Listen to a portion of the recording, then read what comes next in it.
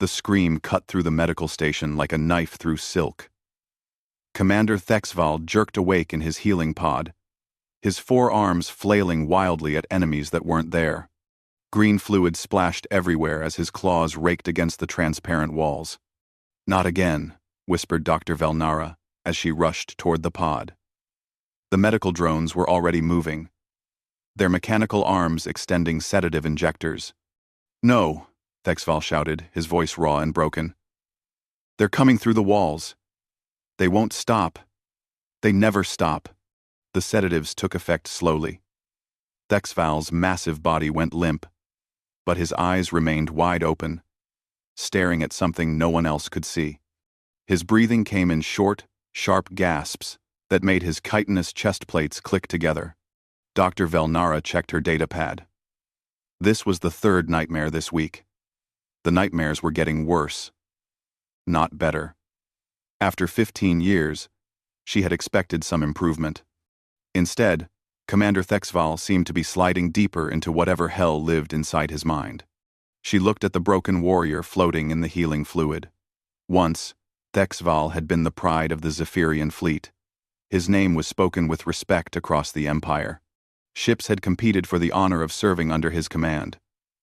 Now, he was a shell of his former self, jumping at shadows and screaming at memories. "Commander," Dr. Velnara said softly, "can you hear me?" Thexval's large, compound eyes focused on her face. For a moment, he looked confused, as if he couldn't remember where he was. Then, recognition dawned. "Doctor," he said, his voice barely above a whisper. "I'm sorry. Did I wake the others?"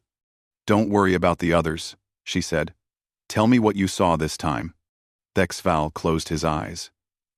His hands shook as he tried to form words. The same thing. Always the same thing. Blood on metal walls. The sound of their boots in the corridors. That terrible, terrible silence when they stopped shooting. Dr. Velnara had heard this before, but she listened anyway.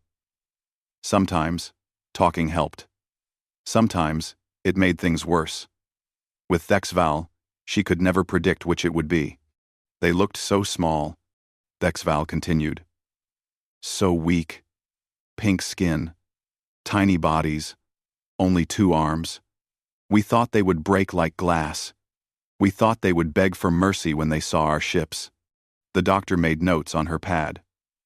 Thexval always started with how harmless the humans had appeared. It seemed important to him that everyone understand how wrong they had been. But they didn't break, Thexval said. They didn't beg. When we boarded their ships, they fought with kitchen knives and metal pipes. They used their own dead as shields. And their eyes, Doctor. Their eyes never showed fear. "Fear is natural, Commander," Dr. Velnara said.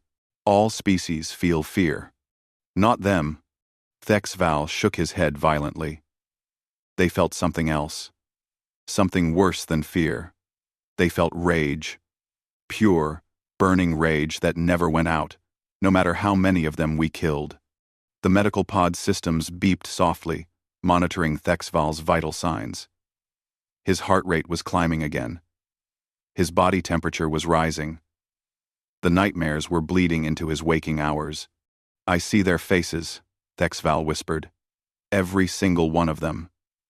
The young ones who should have run but stood their ground. The old ones who should have surrendered but kept fighting.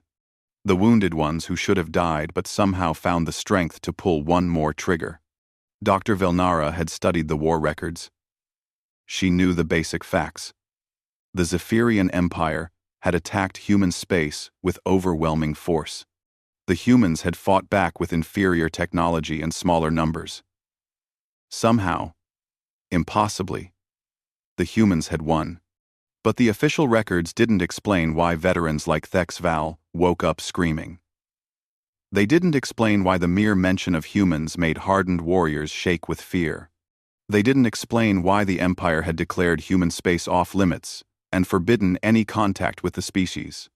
"Tell me about the boarding action on Station 7, Dr. Velnara said. It was Thexval's worst memory. The one that haunted him most. Thexval's whole body went rigid. No. Please. Not that one. Commander, you need to face this memory. It's the only way to heal. You don't understand, Thexval said. No one understands. We were prepared for weapons. We were prepared for tactics. We were prepared for strategy. We weren't prepared for what they actually did. What did they do? Thexval was silent for a long time.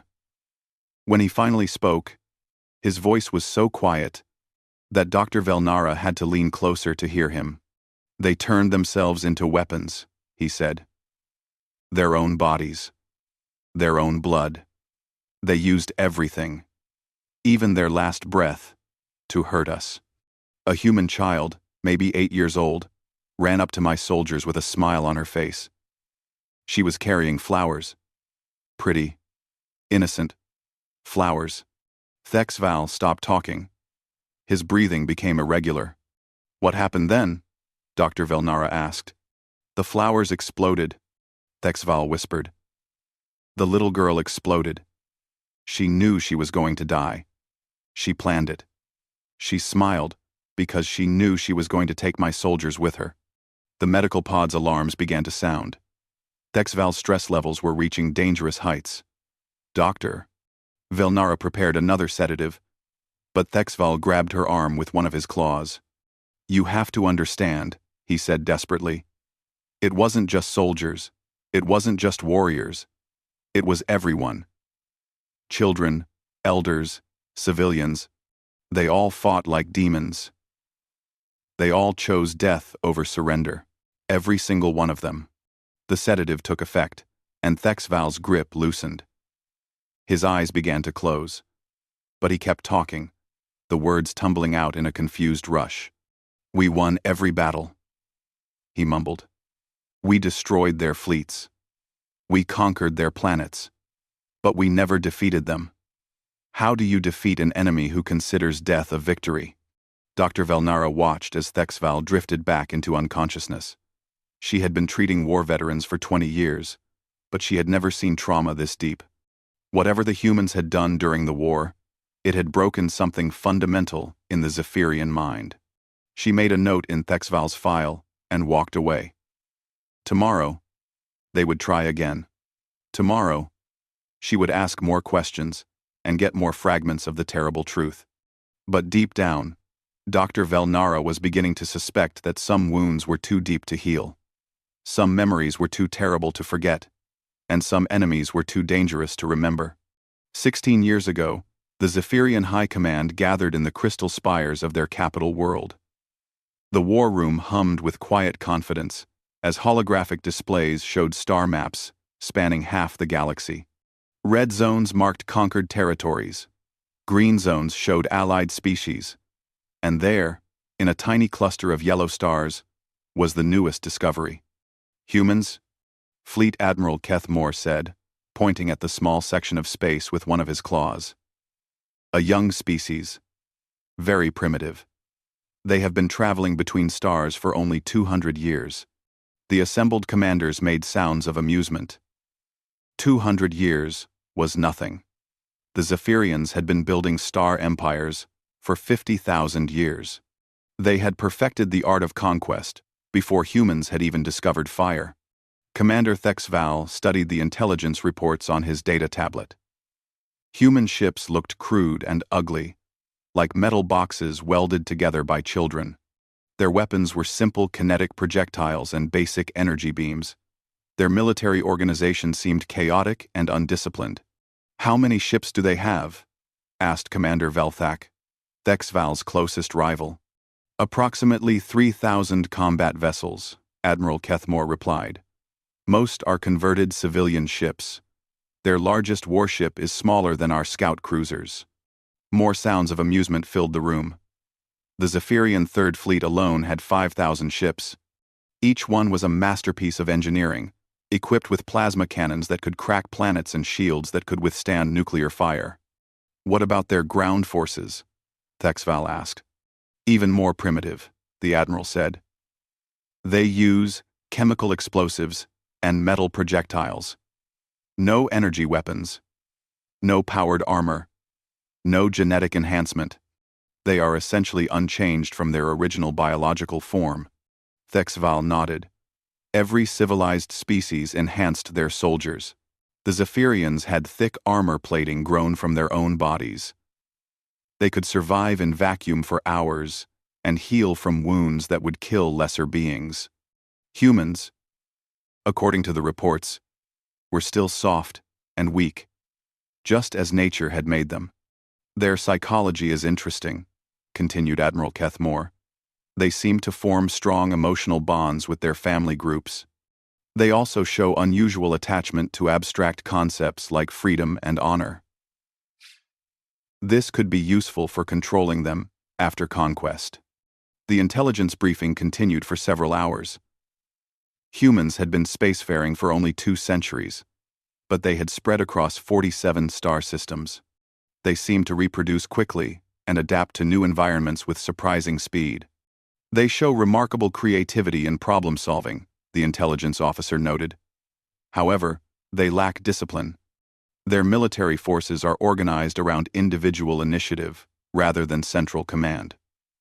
This should make them easy to defeat through superior coordination. Thexval made notes as he listened. The pattern was familiar.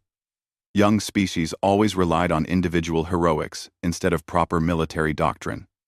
It was one of the first signs of an immature civilization. What is their government structure? Asked Commander Velthak. Chaotic, Admiral Kethmore replied.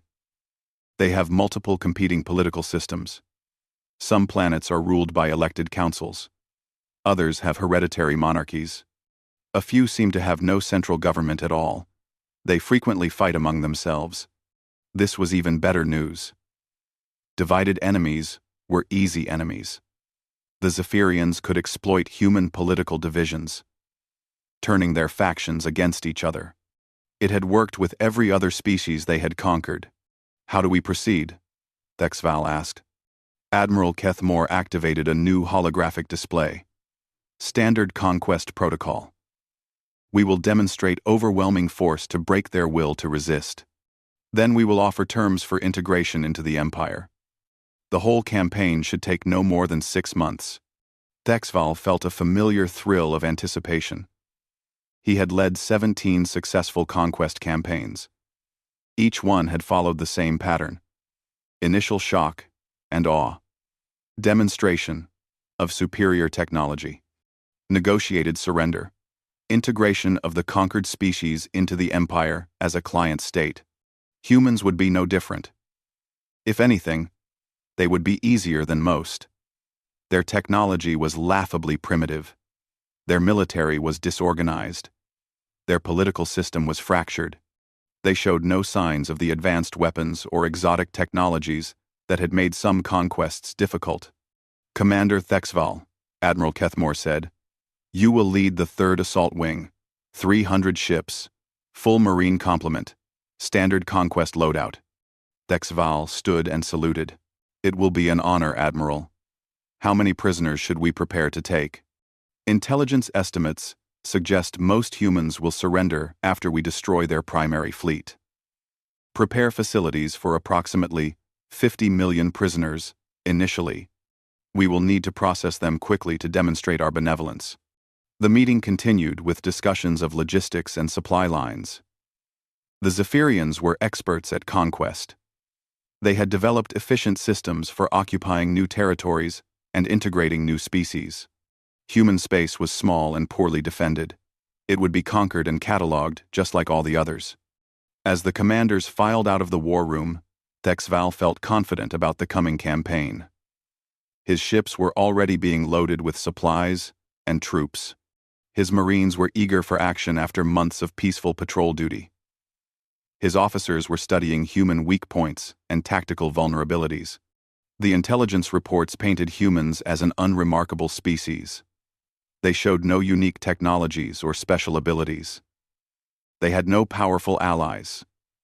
They had no secret weapons. They were simply another young civilization that had grown beyond its ability to defend itself. Thexval returned to his flagship and called his senior officers together. They reviewed the battle plans over strong Zephyrian war wine. The strategy was simple and proven. Jump into human space with overwhelming force. Destroy their most important military bases. Demand surrender. Occupy their key worlds. Begin integration. The humans will probably try to negotiate, his tactical officer said. Young species always do. They offer tribute or alliance, rather than face conquest. We will listen to their offers. Thexval replied. But the Empire needs new territories and new populations. These humans will make good workers once they accept Imperial authority. His communications officer pulled up examples of human art and culture. They seem to value individual expression, she noted. Many of their cultural works focus on personal achievement and individual struggle against authority. Typical of primitive societies, Thexval said. They will learn to value collective good over individual desires. The Empire has excellent re-education programs. The officers laughed and drank more wine. They shared stories of other conquest campaigns. The bird-like Kelari had tried to fight with aerial tactics, but were overwhelmed by superior numbers. The aquatic Mordal had attempted guerrilla warfare, but were defeated when the Zephyrians poisoned their oceans. The silicon-based Vectar had been the most challenging, but even they had surrendered when faced with planet-cracking weapons. Humans would not be more difficult than any of these. Probably, they would be easier. Thexval raised his glass in a toast. To another successful campaign, he said. To the glory of the Empire. To the future integration of human space. The officers drank and cheered.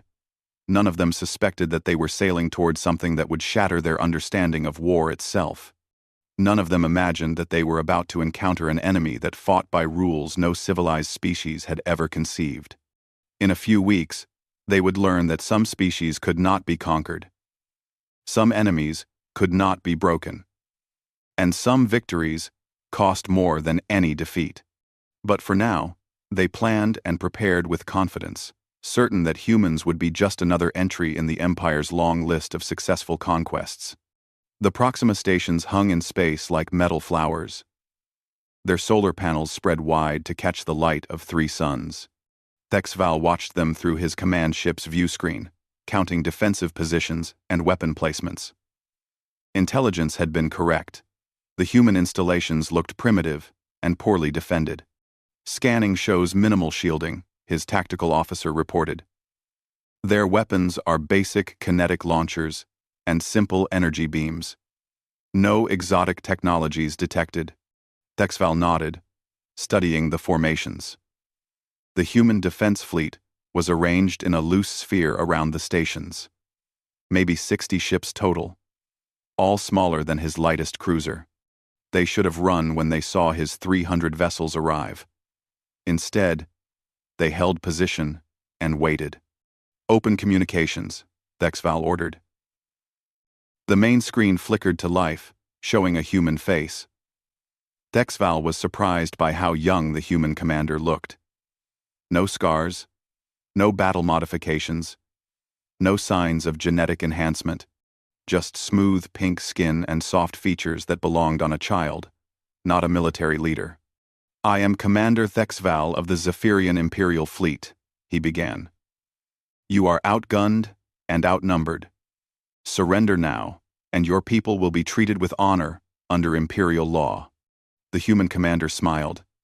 Actually smiled, as if Thexval had told a joke.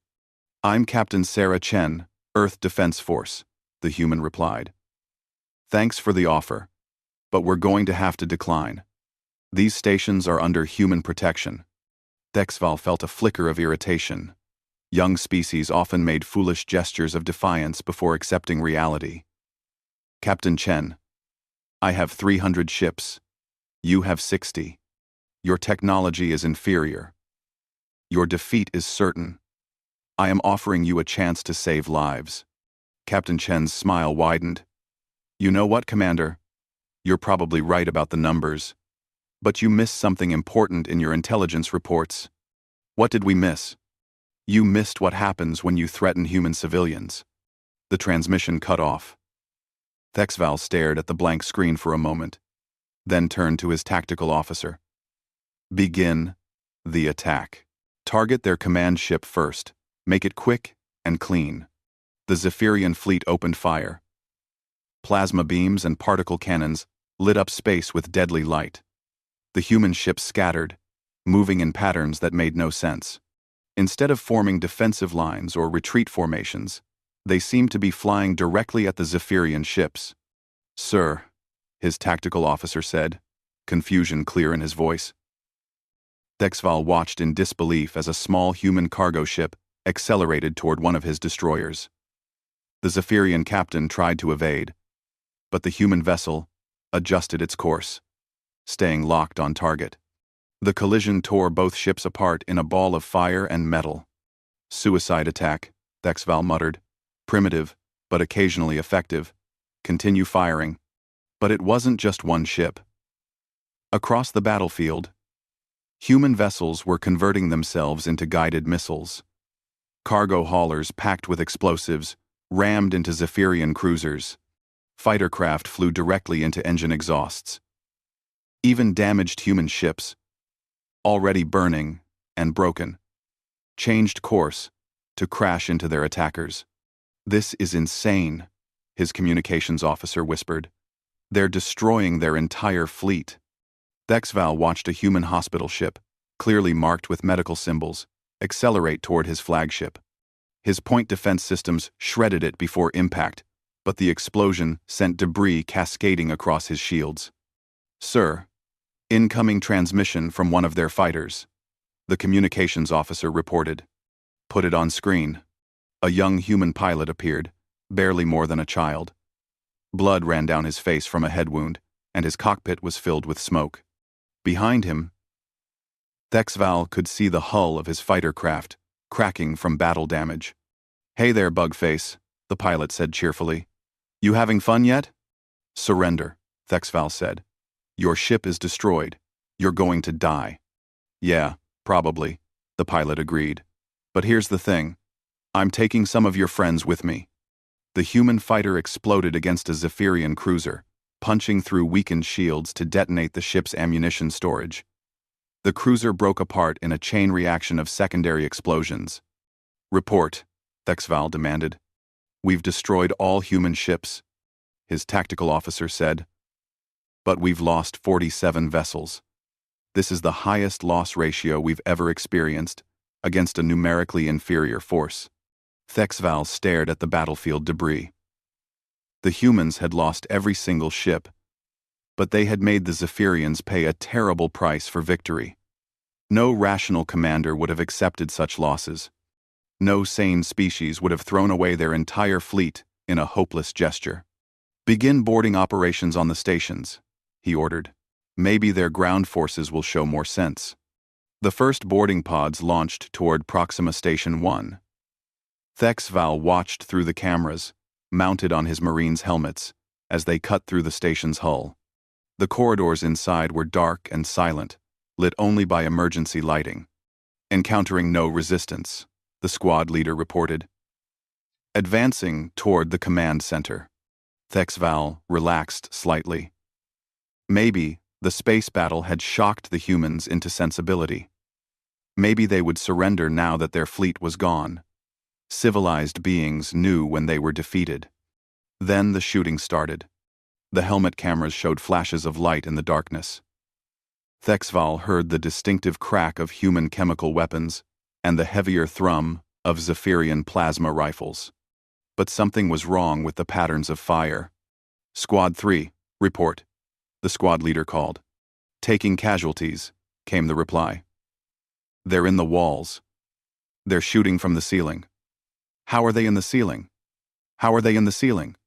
How are they in the ceiling?" Thexval switched between camera feeds, trying to understand the tactical situation. His Marines advanced down a corridor, weapons ready, armor gleaming under the emergency lights. Then humans appeared from hidden panels in the walls, firing primitive weapons at point-blank range. The human weapons should not have been able to penetrate Zephyrian armor.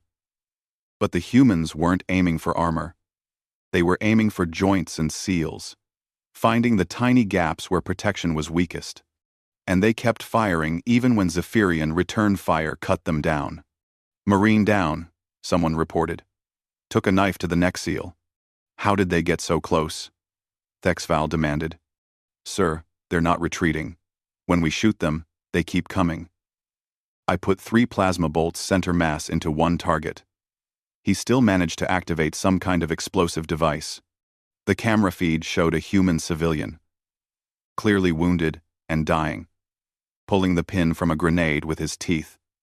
The explosion took out 2 Zephyrian Marines and blocked the corridor with debris. "This is Squad 5, another voice reported. "We've reached the civilian shelters. There are children here, sir. What are our orders?" Thexval activated the camera feed and saw a group of human younglings huddled in a storage room. They looked terrified, but defiant, clutching improvised weapons made from maintenance tools. "Standard protocol," Thexval said. "Secure the civilians. They are not combatants." "Sir, they're throwing things at us. Sharp things." One of them just attacked Corporal Vextar with what appears to be a fork. Thexval watched in amazement as a human child, no more than 10 years old, stabbed his Marine in the foot with a piece of eating utensil. The fork couldn't penetrate the armor, but the child kept trying, tears streaming down his face as he fought against an enemy 20 times his size. "Just restrain them," Thexval said weakly. But restraining the humans proved almost impossible. Even when wounded, even when helpless, they continued to resist. An elderly human female bit one of his Marines through his armor's hand protection. A middle-aged human male used his own blood to make the floor slippery, causing 2 Marines to fall and bang their heads. "Sir," his squad leader reported, "we've secured the command center. But you need to see this." The camera showed a room filled with screens and control panels. But the equipment had been destroyed. Not by battle damage, but by deliberate sabotage. Every computer terminal was smashed. Every data core was wiped. Every piece of useful technology had been reduced to scrap metal. Sitting in the captain's chair was an elderly human woman, maybe 70 years old. She was badly wounded, bleeding from multiple injuries. But she was still conscious. And she was still smiling. "You're too late," she said when she saw the Zephyrian Marines. "The station's databases are wiped. The manufacturing equipment is destroyed. Even the food supplies are poisoned. You get nothing but empty metal." "Why?" Thexval asked through the communication system. "Why destroy everything? You could have surrendered. Your people could have lived." The old woman's smile grew wider. "Because now you know something important about humans. We would rather die free than live as slaves. And we will make sure that killing us costs you more than leaving us alone ever would." She pressed a button on her chair. The last thing the cameras showed was a bright flash of light as the command center exploded, taking her and 3 of Thexval's best Marines with it. Thexval stared at the static-filled screens in his command center. His ships had won the battle, but something had gone terribly wrong. The humans had fought like no enemy he had ever encountered. They had turned their own deaths into weapons. They had chosen destruction over surrender. And somehow, despite losing every ship and every station, Thexval felt like the humans had won. Earth hung before the Zephyrian fleet like a blue and white jewel, beautiful and defenseless. Thexval's armada had swept aside the outer system defenses after months of grinding warfare. Human resistance had been fierce and costly, but now their homeworld lay exposed. "Final approach begins in 6 hours, his tactical officer reported. Long-range scans show massive defensive preparations on the surface. Thexval studied the sensor readings. Every continent showed signs of fortification. Cities had been converted into armed camps. Mountain ranges bristled with weapon installations. Even the oceans were seeded with automated defense platforms. The human fleet was gone, destroyed in a series of battles that had cost Thexval nearly half his ships. But the humans had made him pay for every victory. They had turned cargo vessels into bombs, converted mining stations into weapons platforms, and used their own space habitats as guided missiles. "Sir, incoming transmission from the surface," his communications officer announced. "Put it on screen." A middle-aged human man appeared, wearing a simple military uniform. He looked tired but determined. Behind him, Thexval could see the lights of a command center buzzing with activity. "I'm General Morrison, Earth Defense Command," the human said. "I assume you're here to demand our surrender. I am Commander Thexval. Your outer defenses are destroyed. Your fleet is gone. Surrender now, and I guarantee your people will be treated according to Imperial law." General Morrison nodded slowly. "That's generous of you, Commander. But I'm afraid we can't accept." Thexval felt a familiar chill. He had heard this response before, at Proxima Station and a dozen other battles. Humans never surrendered. They never showed common sense. They always chose the hard way. "General, I have 400 ships in orbit around your world. I can destroy any target on your planet's surface. Your resistance is hopeless." "You're probably right," Morrison agreed. "But you don't understand what you're asking us to do. You're asking us to give up everything that makes us human. Our freedom. Our right to choose our own path. Our right to be masters of our own fate." "You would still be alive," Thexval said. "Your species would survive." Morrison smiled sadly. "Survival isn't enough, Commander. Not for us. We would rather die as free humans than live as Imperial slaves." The transmission ended. Thexval stared at the blank screen, then turned to his officers. "Begin orbital bombardment. Target their military installations first. Maybe when they see our power, they will reconsider." The Zephyrian fleet opened fire. Plasma beams and antimatter warheads rained down on Earth's surface. Military bases vanished in nuclear fire. Weapon platforms were reduced to glowing craters. Defensive installations crumbled under the assault. But the humans fought back with everything they had. Surface-to-orbit missiles rose from hidden launchers. Nuclear-powered railguns fired streams of metal into space. Even civilian aircraft loaded with explosives tried to ram Zephyrian ships. "Sir, we're detecting massive underground movement," the sensor officer reported. "They've hollowed out entire continents. There are tunnel systems connecting every major population center." Thexval realized the humans had turned their entire planet into a fortress. Every city was a bunker. Every building was a weapon. Every civilian was a soldier. "Begin landing operations," he ordered. "We need to secure population centers and force a surrender." The first assault shuttles descended through Earth's atmosphere, carrying Zephyrian Marines to key landing zones. But the humans were waiting for them. The shuttles came under fire from weapons hidden in buildings, parks, and even children's playgrounds. Thexval watched through his Marines' cameras as they fought their way through a human city. Every street was a battlefield. Every building held snipers. Every doorway could conceal a bomb. The humans fought with desperate creativity. They used sewers to move unseen beneath the streets. They turned subway tunnels into supply lines for resistance fighters. They converted shopping centers into armories and hospitals into command posts. But what horrified Thexval most was how the humans involved their entire population in the war. Children carried ammunition to fighters. Elderly citizens operated communication networks. Even wounded civilians contributed by gathering intelligence and treating injured resistance members. "Sir, we've surrounded a residential area," his squad leader reported. "There are families inside. They're asking to speak with you directly." Thexval accepted the communication link.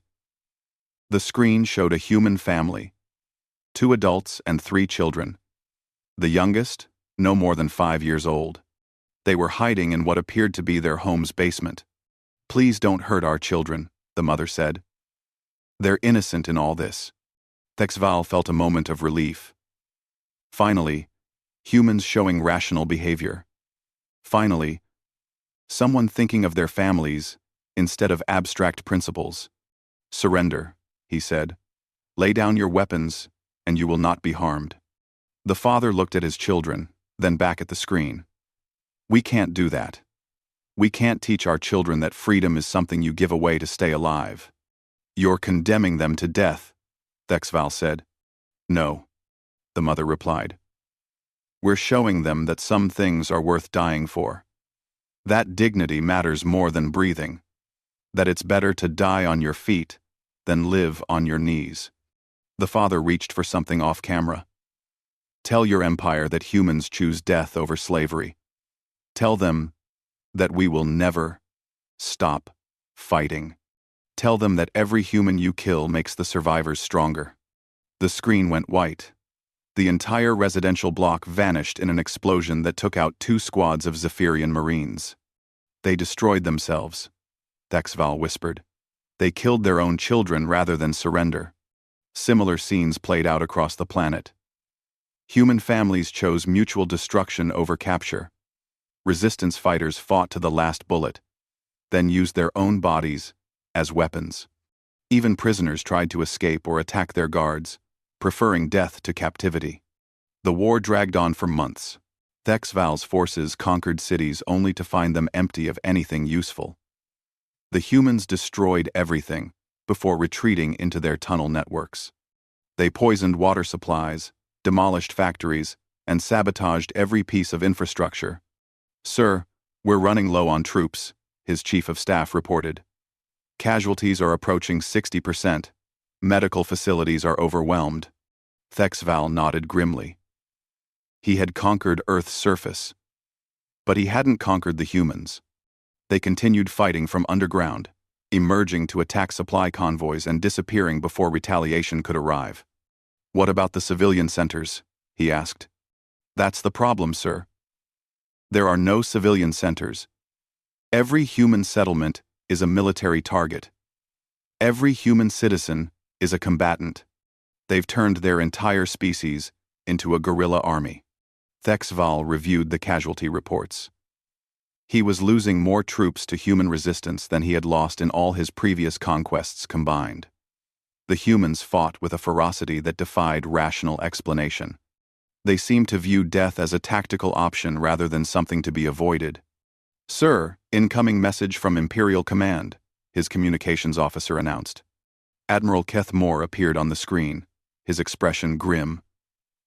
Commander Thexval, what is your status? We control Earth's surface, Admiral. But the human population continues to resist from underground positions. They refuse all surrender offers. How long until you can secure the planet? Thexval hesitated. Sir, I'm not sure we can secure the planet. The humans won't surrender. They won't negotiate. They seem to prefer death to occupation. Admiral Keth Moore was quiet for a long moment. Are you telling me that an entire species has chosen suicide rather than integration into the Empire? That appears to be the case, sir. The Admiral's compound eyes showed something Thexval had never seen before. Uncertainty. Fear. Even. Commander, continue operations. We will discuss this situation when you return. The transmission ended. Thexval stared at Earth turning slowly below his ship. He had conquered the planet, but he had gained nothing. The humans had made sure of that. Worse, they had shown the Empire something terrifying. They had proven that some species could not be conquered, because they would destroy themselves before accepting defeat. They had demonstrated that death could be a victory if it denied the enemy their goals. Thexval realized that humans weren't just fighting for their planet. They were fighting for an idea. The idea that freedom was more important than life itself. And they were willing to die to prove that point to the universe. For the first time in his military career, Thexval began to understand what defeat actually meant. Dr. Velnara watched as Thexval finished his story. The former commander sat in silence for a long moment, his forearms trembling slightly.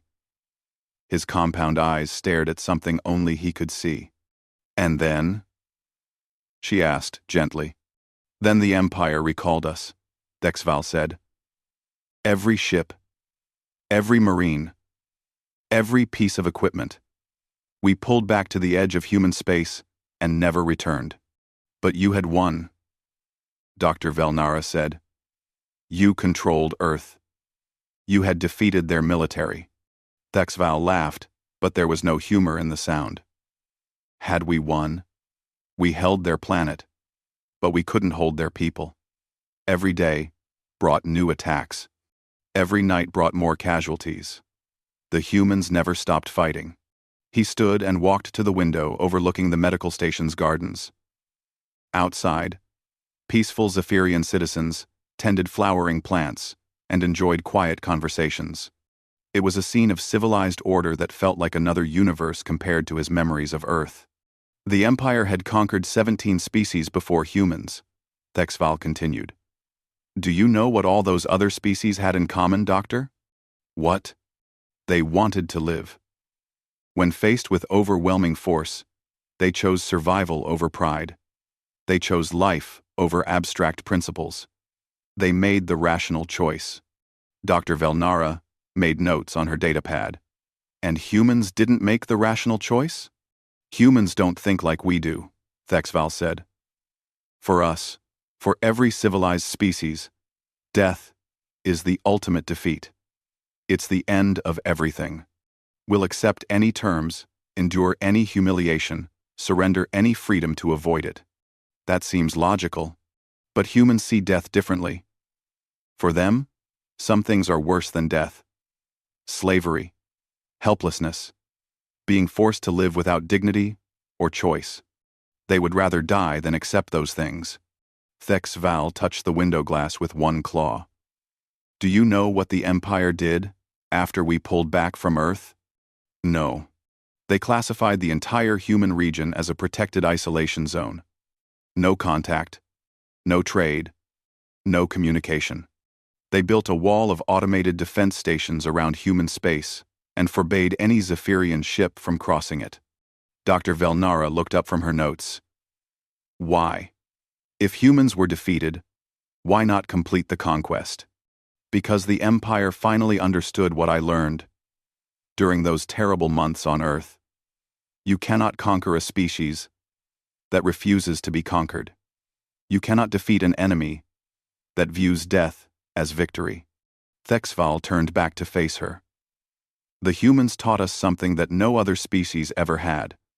They showed us that there are forms of victory that cost more than defeat. They proved that some enemies are too dangerous to fight, not because they're strong, but because they're willing to pay any price to remain free. I still don't understand why this traumatizes you so deeply, Dr. Velnara said. You survived. The Empire survived. Because they changed us, Thexval said quietly. Before we met humans, we believed the Empire was invincible. We thought our way of life was the only rational way. We assumed that all intelligent species would eventually choose order and security over chaos and freedom. He sat back down, his expression distant. But humans chose differently. They chose chaos. They chose uncertainty. They chose the possibility of failure over the guarantee of safety. And they were willing to die for that choice. Does that make them wrong? Thexval was quiet for a long time. That's what haunts me, Doctor. I don't think they were wrong. I think they were braver than we ever imagined possible. Dr. Velnara set down her datapad. You admire them. I fear them, Thexval corrected. But yes, I also admire them. They showed a kind of courage that our Empire had never encountered. The courage to choose death over dishonor. The courage to fight when victory was impossible. The courage to make the ultimate sacrifice for something they couldn't even touch. Freedom. Freedom, Thexval agreed. An abstract concept that humans valued more than their own lives, more than their children's lives, more than the survival of their entire species. Dr. Velnara studied her patient's face. Is that why you have nightmares? Because you wish Zephyrians had that kind of courage? Thexval's laugh was bitter. I have nightmares because I realized something terrible during that war. I realized that the Empire conquers species not because we're stronger, but because we're willing to live as slaves, and they aren't. The Empire doesn't enslave anyone, Dr. Velnara protested. We offer protection, order, prosperity, in exchange for freedom, Thexval said. In exchange for the right to choose our own path. In exchange for the possibility of failure. We trade our dignity for safety, our independence for security, and we call it civilization. He stood again, pacing around the small room. But humans wouldn't make that trade. They looked at our empire's offer of safety and prosperity and said, no thank you. They preferred their chaotic, dangerous, unpredictable freedom to our ordered, safe, predictable slavery. And that makes you question everything? It makes me wonder what we've lost. Thexval said. What did we give up when we chose the Empire's way? What part of ourselves did we trade away for security? Dr. Velnara made more notes. This was a new development in Thexval's therapy. For years, he had focused on the trauma of battle. Now he was exploring deeper philosophical questions. Do you think the Empire was wrong to try to conquer humans? She asked. I think the Empire was terrified of what humans represented. Thexval replied. We met a species that couldn't be conquered because they valued something more than life itself. That's why we built the isolation wall. Not to keep humans in, but to keep their ideas out.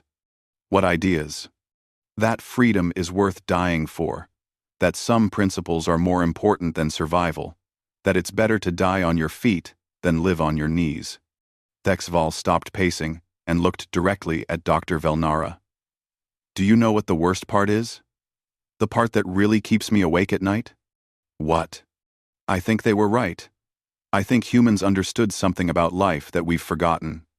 They knew that a life without choice, without dignity, without the possibility of failure, isn't really life at all. It's just existence.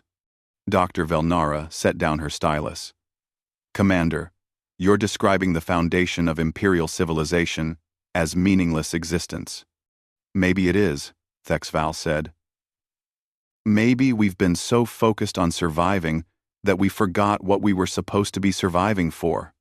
The room fell silent except for the soft hum of the medical station's life support systems. Dr. Velnara realized that Thexval's trauma ran much deeper than combat stress. He wasn't just reliving battles. He was questioning the fundamental assumptions of his entire civilization. The nightmares, she said finally. Are you afraid of the humans? Or afraid of what they represent? Thexval smiled sadly. Both. I'm afraid that they're still out there, behind their isolation wall, living free and dangerous lives. And I'm afraid that we've condemned ourselves to safe, predictable mediocrity. So when you wake up screaming, I'm not screaming in fear, Thexval said. I'm screaming in envy. I'm screaming because I want what they have. I want the courage to choose freedom over safety. I want the strength to stand on my own feet, even if it means I might fall. Dr. Velnara stared at her patient. Commander, what you're describing sounds like you want to be human. Thexval nodded slowly. Maybe I do. Maybe that's the real reason the Empire isolated them. Not because they were dangerous enemies, but because they were dangerous examples. They showed us what we could be if we had the courage to be free. He walked back to the window and looked out at the orderly gardens. Every night, I dream about that human family that chose to die rather than surrender. And every morning, I wake up wondering if I would have the courage to make the same choice. And I realize that I'll probably never know. Because the Empire will never put me in a position where I have to choose between freedom and safety.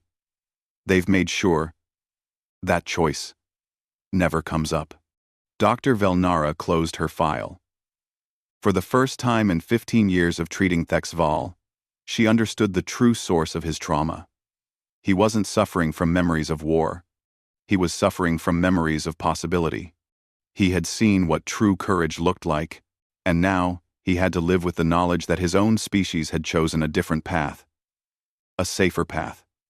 A path that guaranteed survival, but offered no possibility of greatness.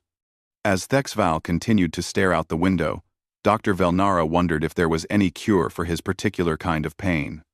How do you treat someone who has seen the best that intelligent life can offer, and knows that his own people have chosen to settle for less?